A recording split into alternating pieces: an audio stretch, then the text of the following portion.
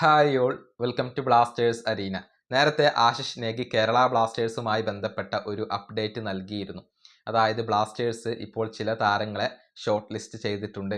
ഈ summer transfer ജാലകത്തിൽ ക്ലബിലേക്ക് എത്തിക്കേണ്ട താരങ്ങളെ ഷോർട്ട് ലിസ്റ്റ് ചെയ്തിട്ടുണ്ട്.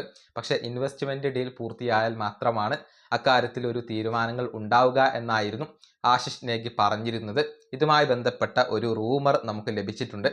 അതായത് ബ്ലാസ്റ്റേഴ്സിനകത്ത് നിന്നുള്ള ഒരു ഇൻസൈഡ് റിപ്പോർട്ടാണ്.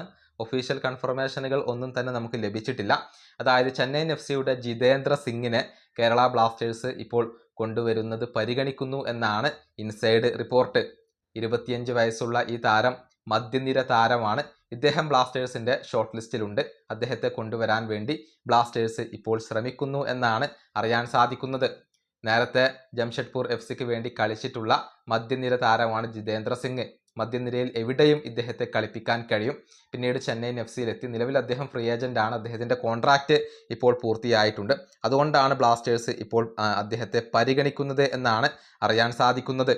നമുക്കറിയാം, ഇന്ത്യയുടെ അണ്ടർ-17 ടീമിന് വേണ്ടിയൊക്കെ ഇദ്ദേഹം കളിച്ചിട്ടുണ്ട്.